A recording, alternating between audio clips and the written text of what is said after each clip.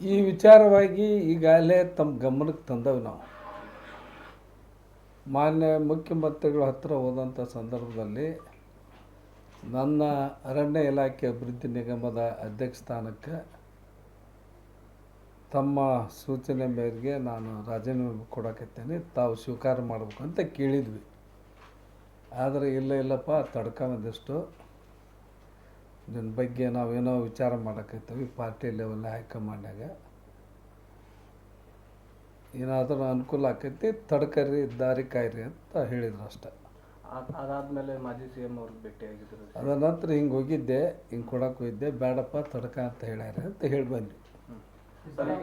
ಅಲ್ಲ, D K Shivakumar ಅವರು ಸಿದ್ದರಾಮಯ್ಯನವ್ರನ್ನ ಭೇಟಿಯಾಗಿದ್ದಾರಂತ, ಇದ್ರ ಬಗ್ಗೆ ಏನಾದರೂ ಫೋನ್ ಬಂದಿತ್ತ ಏನು ಸರ್? ಭೇಟಿ ಆದ್ರಂತ? ಇಲ್ಲ, ಭೇಟಿ ಆಗ್ಯಾರ ಅಂತ ನ್ಯೂಸ್ನಾಗ ನೋಡೀವಿ, ಪೇಪರ್ನಾಗ ನೋಡೀವಿ.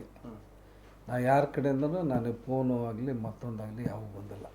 ಬ್ಯಾಡಗಿ ಶಾಸಕ ಬಸವರಾಜ ಶಿವಣ್ಣವ್ರಿಗೆ ಸಚಿವ ಸ್ಥಾನ ಕೊಡ್ಬೇಕಂತೇಳಿ ಸಿದ್ದರಾಮಯ್ಯನವರು ಪಟ್ಟು ಹಿಡಿದಿದ್ದಾರೆ. ಹೌದು, ಪಟ್ಟು ಹಿಡ್ದದ್ದು ಕರೆ ರೀ, ನಿಜ. ನನ್ನ ಪರವಾಗಿ ಅದು ಉತ್ತರ ಕರ್ನಾಟಕ ಕೊಡ್ಬೇಕನ್ನೋ ಉದ್ದೇಶದಿಂದ,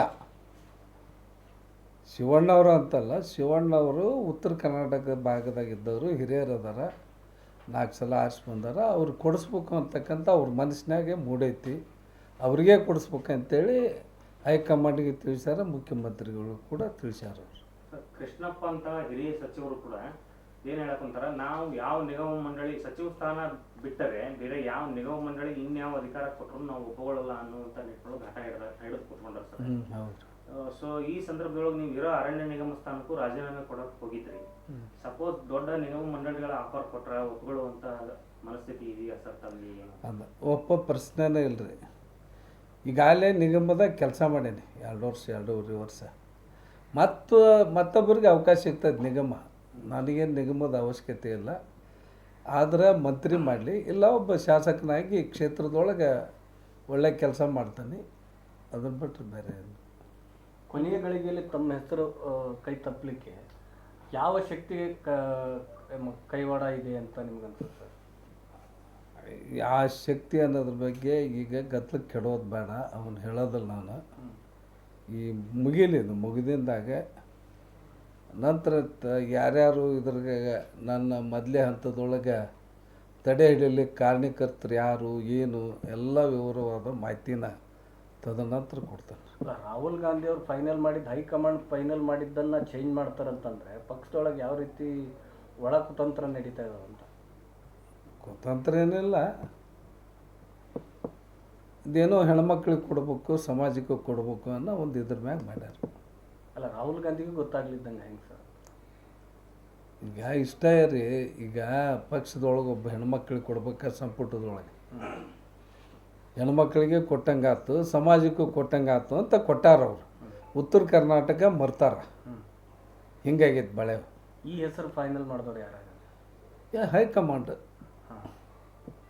ಸರ್, ಇಲ್ಲಿಂದ ನೀವು ಡೆಲ್ಲಿ ತಗೊಂಡೋಗಿರೋ ಪಟ್ಟಿ ಒಳಗೆ ನಿಮ್ಮ ಹೆಸರು ಅಂತೂ ಕನ್ಫರ್ಮ್ ಐತೆ ಸರ್, ಅಲ್ಲೇ ಚೇಂಜ್ ಆಗ್ತದೆ. ಹೈಕಮಾಂಡ್ನಾಗ ಇರ್ತೀರಿ, ಸಿದ್ದರಾಮಯ್ಯರು ಕೊಟ್ಟರಂಥ ಲಿಸ್ಟ್ ಅಲ್ಲ, ಅದರೊಳಗೆ ಸಿದ್ದರಾಮಯ್ಯರು ಅವ್ರಿಗೆ ಅವ್ರದ್ದೇ ಆದಂಥ ಕೆಲ ಫಾಲೋವರ್ಸ್ ಬಗ್ಗೆ ಅವರು ಶಿಫಾರಸು ಮಾಡಿದ್ರು.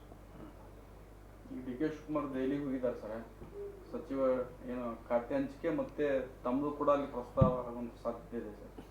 ಆ ನಿಟ್ಟಿನಲ್ಲಿ ಏನು ರೆಸ್ಪಾನ್ಸ್ ಬಂದಿದೆ ಹೆಂಗೆ ಸರ್? ರೆಸ್ಪಾನ್ಸ್ ಏನೇನು ಬಂದೈತೆ ಗೊತ್ತಿಲ್ಲ ರೀ, ಅವ್ರು ಏನು ಚರ್ಚೆ ಮಾಡ್ಯಾರ ಅನ್ನೋದು ಮಾಹಿತಿ ಇಲ್ಲ. ಮುಂದೆ ಗೊತ್ತಾಗಬೇಕು, ಇವತ್ತಾಗಲಿ ನಾಳೆ ಆಗಲಿ ಗೊತ್ತಾಗತ್ತೆ. ಇವತ್ತು ಬರ್ತಾರೆ ಡಿ ಕೆ ಶಿವಕುಮಾರ್? ಬರಕತ್ತಾರ. ನೀವೇನಾದ್ರು ಭೇಟಿ ನಾನು ಇವತ್ತೇನು ಸಾಯಂಕಾಲ ಹೋಗ್ಬೇಕಂತ ವಿಚಾರ ಆಯ್ತು.